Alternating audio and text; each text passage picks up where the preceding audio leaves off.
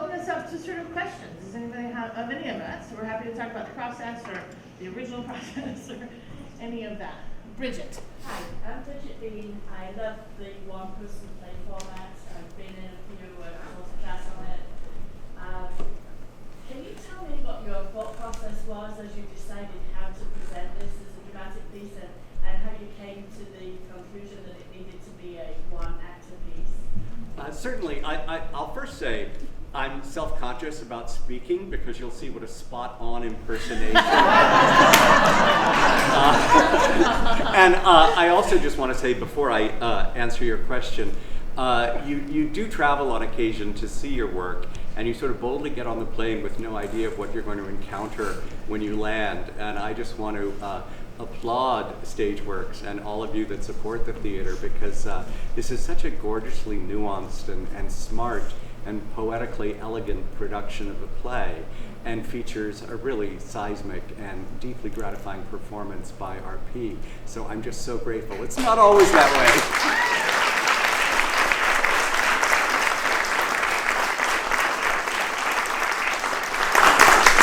But there are two parts answers to your question. First of all, I had been working on the play for about 10 years and wasn't getting anywhere with it, and I was deeply frustrated. And I was invited by the Sundance Theater Institute to join them for a summer workshop, and I felt so guilty because I didn't have a script. I just had 500 pages of transcript from those tapes. And so I thought, well, I can't really bring a cast. That seems unfair. That's a lot of expense for them, so I'll just ask my friend Jefferson to come along. He's an actor. And I'll ask my friend Moises, a director, and the three of us will just see if there's anything here. And so I gave the script to Jefferson, the transcript, the raw transcript, and he just started to read it and adopted a different voice for me and then for Charlotta. And the more I listened, the more I thought, I don't really need a cast. I have it right here. So it was partly a Valentine to his talents at the time. But also, on the flip side, one person chose people either love them or hate them. And so Moises, Jefferson, and I made a list of everything we didn't like about them and said, okay, we won't do this, we won't do that, we won't do this, like putting on lots of cute different hats to represent characters and like a big suitcase full of props, you know, like So we made a list of do nots and tried to find new solutions to the form. That was the effort. Anybody else? Did you have a question in the back? It was answered. Oh. You tell us about Doug. You are Doug. Tell us about Doug. Yes. Hi. So, is this based on any kind of a real experience that you personally had there? Did you meet Charlotte? Did this happen to you, and then you turned it into this miracle? That's exactly correct. I met Charlotte von Mahlsdorf in 1993 in Berlin at her museum at the suggestion of my old friend, journalist John Marks, and asked if I could adapt her life into a play. And much, not all, but much of the dialogue that you heard this afternoon was directly taken from the conversations we shared. Anybody else? Yes. For RP, what was it like performing tonight in the Playwright? Well, a thrill, right? Like truly exhilarating. When we found it, so we had a lovely Zoom call. Doug has been so generous with his time in this production. And we had a fabulous Zoom call, and Doug was like, I'm going to be in town, and I can maybe do that talkback thing. I'm sorry. I'm gonna be in town, and I can maybe do that talkback thing in person. And there's actually video of our responses to Doug saying that. And Karla is like, whoa! And I do this. I do something like, because I was at once thrilling and terrifying. You know what I mean? Because it is a play that is so beautiful, I hope, that you saw tonight. It is a story that I am so personally invested in. And it's really, I think, tricky to get right. I think there are a lot of traps where you can fall off of it. She can become a caricature. People can, I think, misperceive it if it's not really embraced for what's on the page. And so I wanted to be sure that we were doing that, and especially if the writer was going to be in the room. And so it was all of that at once. But a real opportunity and a thrill to have you here with us. It's very generous of you. Well, it was just a great fortune and timing, because I'm headed to a artist retreat for a month here in Florida, and so I knew I was going to be an hour away. And I also have to say I felt a particular sense of mission. Because I think, and I won't be coy, I think there had been a real politicization of the lives of LGBTQ people lately, and a lot of it based on fear and misinformation. And I feel like the only true antidote is to tell their stories, because people will express their true selves no matter how defiantly you tell them they can't. And everything you saw this afternoon is history. And it's history we can examine and celebrate and learn from, or it's history we can deny and erase. That's the choice. And so a Stageworks is standing up for history, and I felt a moral obligation to come support the project.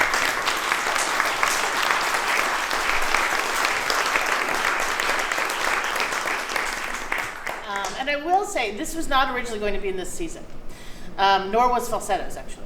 But I had gotten down to the end of it, and I thought I was all set. And then a lot of the legislation in Florida began to come down, the Don't Say Gay stuff, and all of that was happening. And a patron actually came to us and said, how is this all going to affect the programming that you engage in? And I thought, well, it certainly should. So we made this change. We made this change to do this play because I think it's important. And my son, our son, lovely wife out there, he is a young trans man. He thankfully now lives in Washington, D.C. with his trans partner. She is a genius, and I believe he's a kept man, but I'm okay with that. So it's important. It's important for us to be able to look at the lives of humans and make sure that we're thinking of them exactly as that, not as pawns in some way to use for some sort of political mandate or some sort of fake political mandate that you think you're going to get. And then later on down the line, we had a play that was pulled from the end of our season, and I said, let's do Falsettos, because that's an equally important work, I think equally a seminal work for the LGBT community. So. Yeah, I mean, it's important, and that is what we should all be doing. I mean, I love the Great American Trailer Park Musical. It was awesome, and we're gonna do another version of it. But we do those works so that we can do these smaller, really important, really transformative plays. And that's what we do as artists, and what we should all be engaging in as we move forward in this life. So that's why we decided to bring the work, and we're beyond blessed that we passed the test at the Zoom call, and you were able to join us. And I really can't. It's a thrill. It's a thrill. Anybody else? Questions? Yes. Love the play.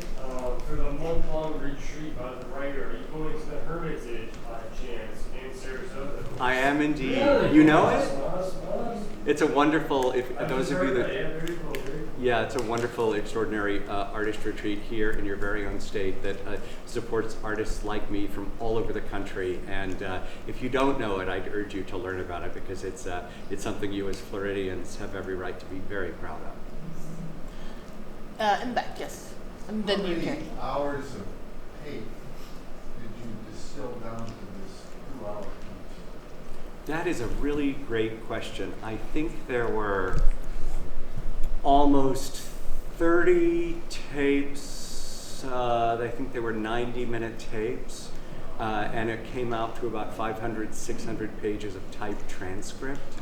So winnowing it down to the shape you saw this afternoon was certainly one of the great efforts of composing the piece.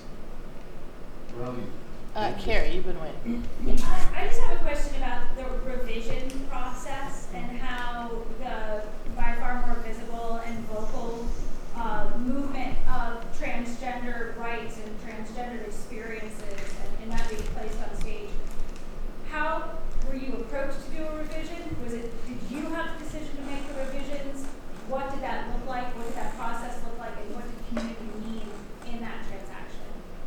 That's a great question, and I'll let my collaborators speak to it too, because they were on the front lines with the piece. But I do feel like I wrote the piece a long time ago, and 20 years ago, the trans community wasn't nearly as vocal as it is today, and it has needed to become vocal to sort of protect its own existence. And so trans people are speaking up and defining themselves in really compelling and wonderful ways. This is a history piece. It was written in 2003, and it was researched in 1993. So a lot of the nomenclature in it is old-fashioned in the ears of most young trans people today. Like even the word transvestite has fallen out of favor. And so when I speak to companies about to do it, I say it's important to contextualize it now as a historic piece that's specific to its own time. But I don't want to alter the language aggressively because it stands as a record in our journey to understand the trans experience. And there's certain things in it that now strike me as a little naive and of its period. Like there's part of Doug that finds her really exotic because she's trans. And there's sometimes language in the piece that's a little jarring and referring to her in childhood as a boy, using her dead name, Lothar Berfelda, is also something that in the trans community today is discouraged. So I want to honor how the trans community has started to define itself, but I also feel like the play is lodged in a certain time and a certain experience that may one day be useful in evaluating that very history. So I try and strike a balance, if that does that make any sense? Yes. And did you guys confront certain issues in it that felt archaic, or? I think we looked at it in just that way. I don't think we ever really, in fact, only on the marketing side did it become a thing. I mean, I think that in some of the descriptives that we're using on social media, website, that kind of thing, it said transvestite, which we felt was true to the play and true to what I believe that she considered herself to be. Yeah, and we got a number of messages that were like, do better, and okay, but I think also the activists, I think also generally need to understand that that's kind of sometimes that's why people don't do this kind of work. Because there's going to be that sort of hypercritical space in which people who don't understand the play fundamentally or feel like they want to comment on it. And I've gotten a couple of unpleasant phone calls,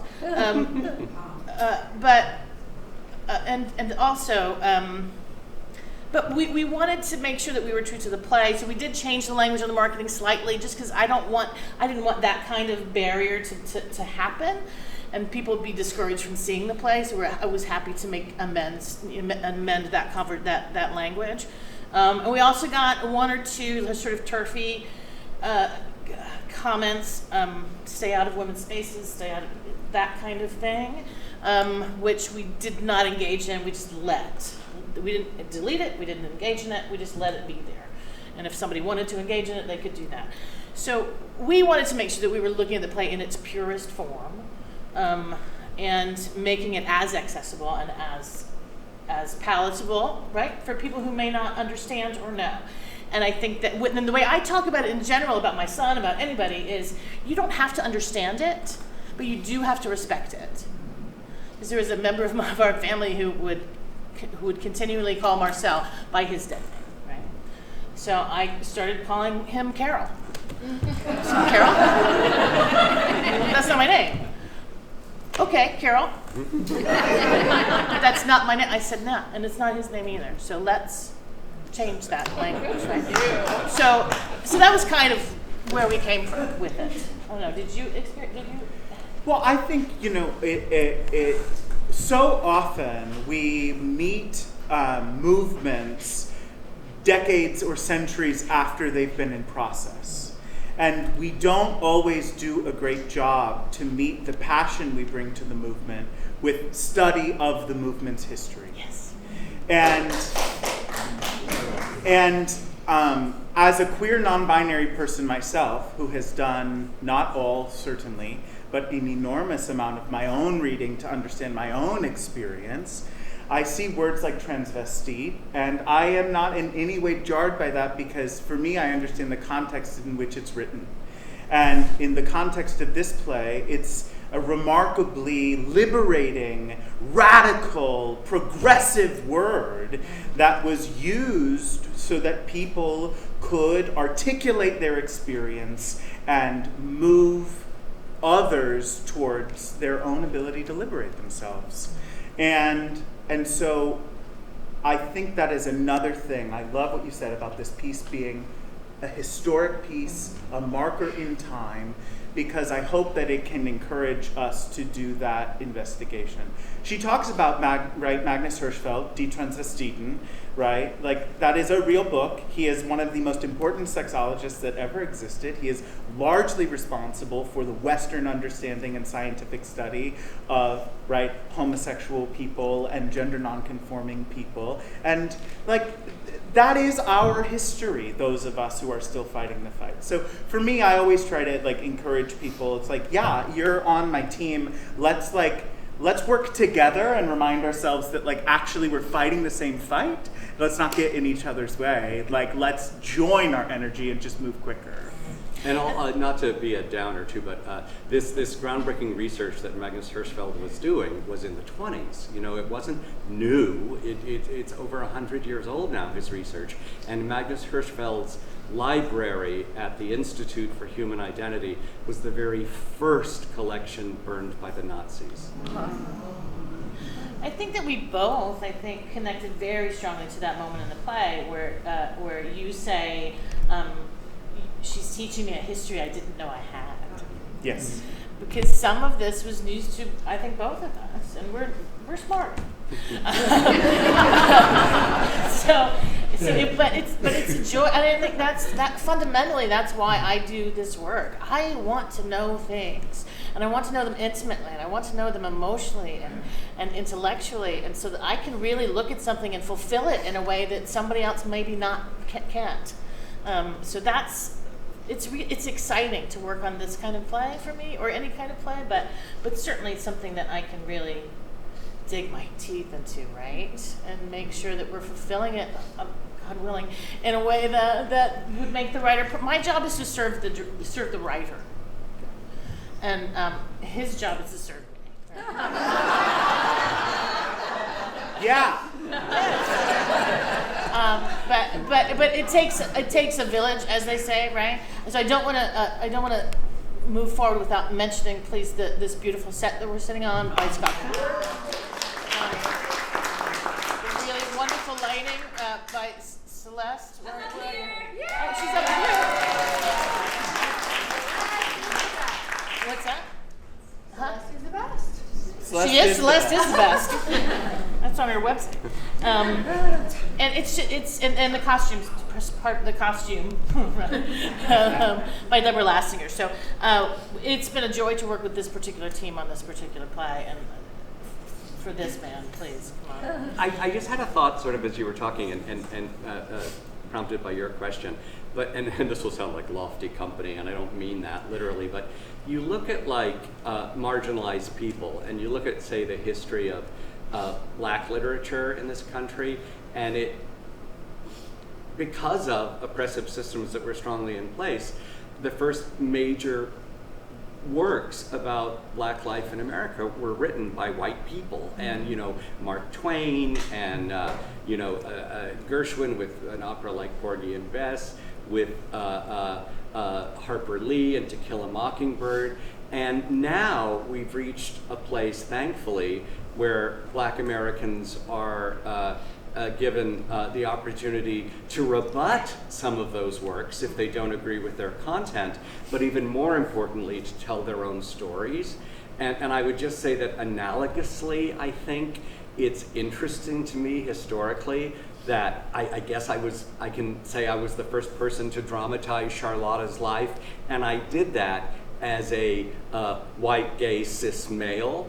And now the hope is the handoff will happen to the trans community in the same way, and that this is a story and other stories that they will be empowered to tell and to tell on their own terms. And I will always live in that kind of liminal space of having started as a, I hope, compassionate ally, but willing, more than willing, hopeful to pass the baton, if that makes sense. Any final questions in the back? Yes. Just curious how Charlotte's memory rolled out. How it's like, you know, when she was telling her story to you, how it rolled out. Did it go back and forth? Did she get more? Did she learn more as she spoke? It's a really great question, and what was fascinating about it is she had told these stories many times, and I wasn't the only young LGBTQ plus person to take up her afternoon. She had a lot of disciples, and I was one of them.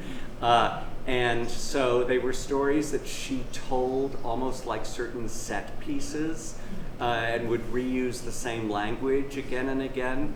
And I would sometimes deliberately work to shake her up so that hopefully she would retell it in a way that revealed a new detail. I was very rarely successful. She also was an elusive creature, as I think the play depicts, and there were times when she would use our language difference as a kind of advantage if she didn't want to answer a particular question, or to take it in a slightly circuitous direction. I don't think she ever consciously or deliberately lied to me at all, as many accused her of in the German press in particular. I think she had created stories that she felt truly spoke to the emotional content of her own experience, and I think she believed them all, which is distinct from saying I think they were all true. Yes. Brilliant piece, brilliant performance, brilliant directing. Does the museum still exist? If it does, have you been back there? And does your German still? My German, at this point, since it's 20 years since the play, I can honestly say that RP is a much better German speaker. But I love that question. I will be very immodest. The museum, very tragically, was on the brink of closure. And the play came out, and the play has now been done in 33 different countries. Yeah. And so rather than close the museum, the German Cultural Ministry gave it a $10 million grant to stay open. And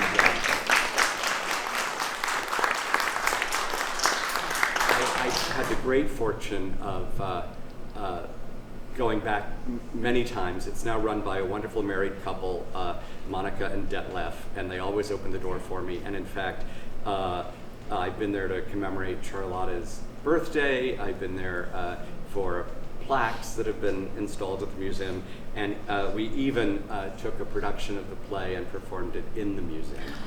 So it's still a very vital and wonderful relationship in my life. I know that woman by the name of Skylar's mom.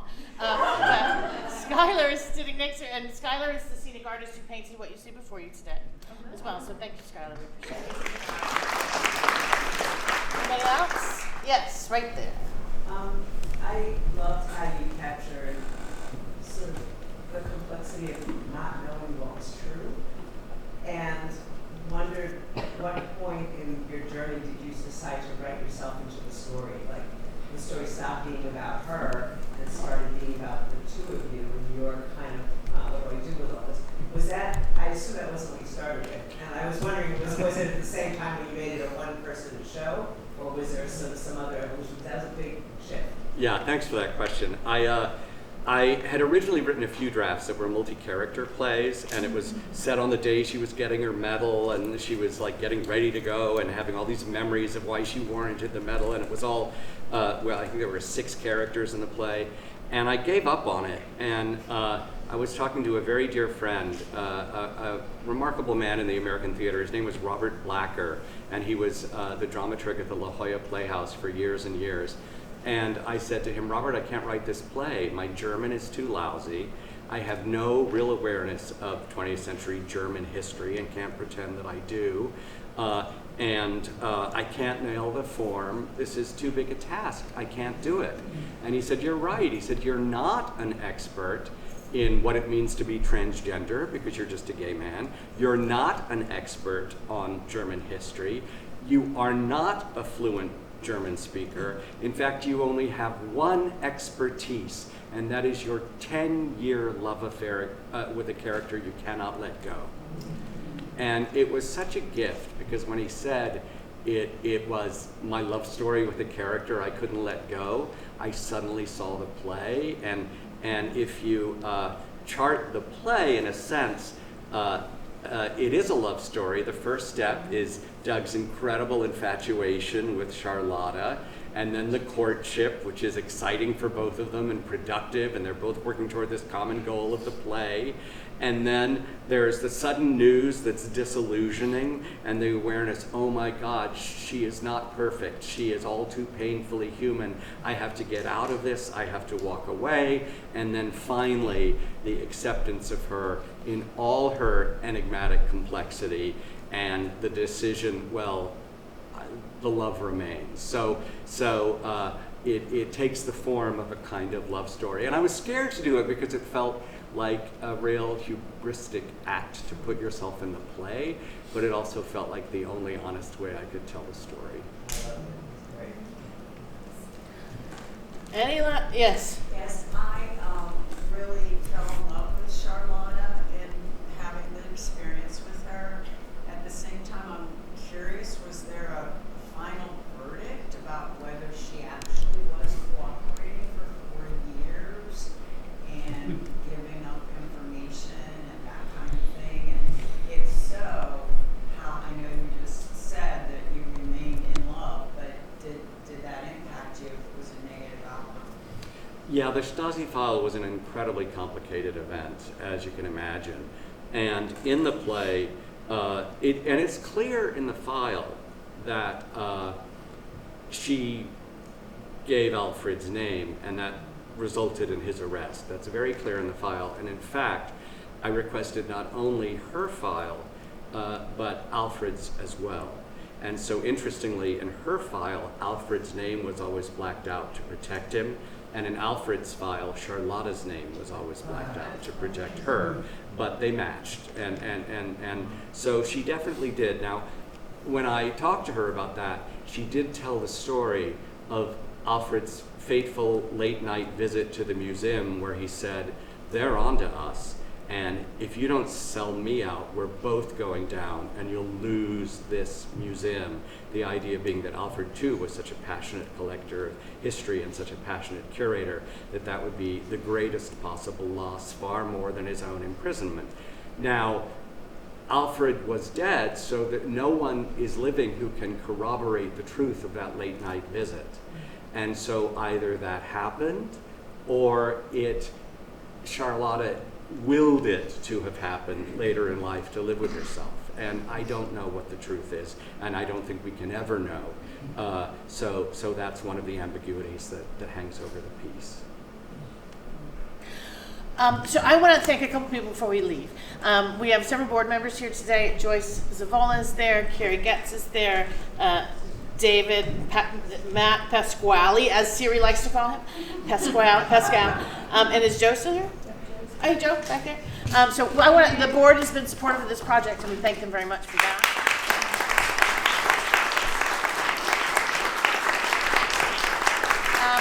And I have an awesome staff. Heather Kruger, who's stage manager and my personal minds holder. Rachel, who's over there. Alex Paz, who arranged all of this. Are you there? With Doug. turns out you just Facebook message famous people. You didn't know that.